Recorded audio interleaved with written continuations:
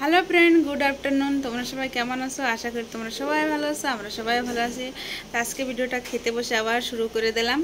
তা আজকে দুপুরে কি দিয়ে খাওয়া দাওয়া করবো চলো তোমাদের সাথে দেখাচ্ছি। এক এক করে খাবো আর তোমাদের বলবো কি রান্না করছি, কি দিয়ে খাওয়া দাওয়া করতেছি। ফার্স্টে খাওয়া চালু করব আমি। এই যে উস্তা আলু ভাজছি, উস্তা আলু দিয়ে খাবো। এক এক করে খাবো আর তোমাদের বলবো কি দিয়ে খাওয়া দাওয়া করবো, কি রান্না করছি। আর এদিকে সুনুরটাও রয়েছে, ও স্নান করে সবে আসছে, এখন বসবে। আর এদিকে ওর পাপারটা ঢেকে রেখে দিছি। আর এই যে শুনু পুচকু টিফিন খায় না, সে টিফিন নিয়েও বসছে, সেটাও খাবে। আজকে টিফিন পুচকু খেয়ে আসে নাই। তো চলো আমি খাওয়া চালু করি উস্তা ভাজা দিয়ে। এটা উস্তা ভাজা।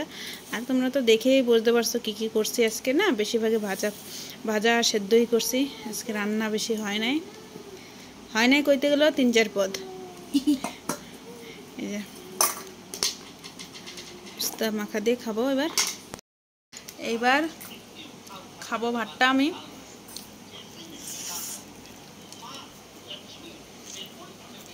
উস্তা ভাজা দিয়েও লঙ্কা দিয়ে চালাই খেতে ভালো লাগে, লঙ্কা আর কাঁচা পেঁয়াজ।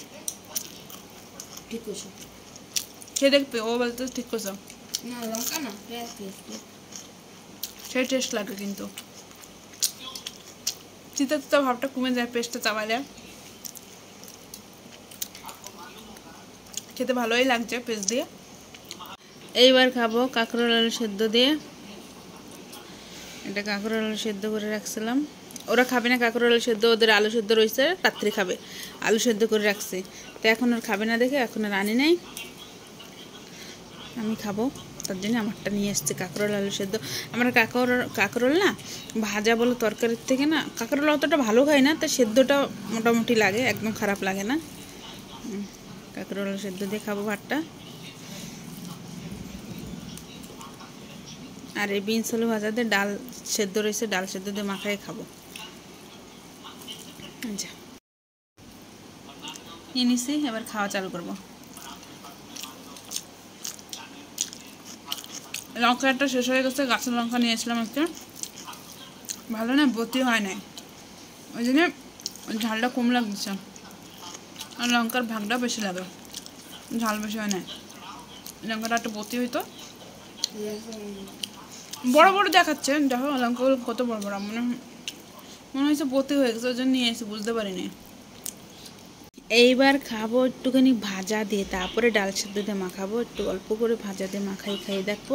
আর না সে বড়া খাইতেই ভুলে গেছি, সব তালে গুলে এটা খেতেই ভুলে গেছি। ওই জন্যই তো ভাজা দিয়ে একটুখানি মাখাই নেবো। একটা লঙ্কা পাইছি ভাজার মধ্যে। আর একজন না ওই দেখো ঘুমায় পড়ছে। ওর খাওয়া দাওয়া, ওর না স্কুল থেকে আসলে এখন খেতে দিয়ে দিই, ও খেতে ঘুমায় পড়ছে। আজকে ঘুমায় না, অন্য দিন আজকে ঘুমায় পড়ছে। কালকে রাত্রে অনেক রাত্রের করে ঘুমাইছে, তো ওই জন্য আজকে সকাল সকাল উঠতে হয়েছে। ঘুম চলে আসে দুপুরে 12:30 একটার সময় ঘুমাইছে কালকে। এবার খাওয়া চালু করি। এবার ভাজা দিয়ে খাওয়া যাক। একটু লবণ কম আছে, লবণ লাগবে। লবণ দিয়ে মাখে তারপর খাবো আবার। এইবার খাবো ডাল সেদ্ধ দিয়ে। এই যে ডাল সেদ্ধ পুরোটাই ঢেলে নিছি। আর রাখি আবার কে যাবে নিচে রাখতে, ওই ঝামেলার জন্য না বেশি থাকলেও খেয়ে নিই আমরা। রাখতে যাওয়া ঝামেলা নিয়ে, কেননা রান্নাঘর আমার নিচে, তো নিচে আবার কে যাবে রাখতে। আমরা খাই উপরে বসে, আমার রান্নাঘর ছোট, জায়গা নেই রান্নাঘরে বসে খাওয়ার, ওই জন্য আমরা উপরে বসেই খাই। ও রান্না বান্না করে উপরে নিয়ে আসি। এবার ডাল সেদ্ধ মাখা হয়ে গেছে, এবার খাবো। বিনস ভাজা দিয়ে বড়া দিয়ে, আমি তখন একটুখানি নিয়েছিলাম বড়া, বিনস ভাজা দিয়ে মাখায়। এবার ডাল সেদ্ধ দিয়ে খাওয়া যাক।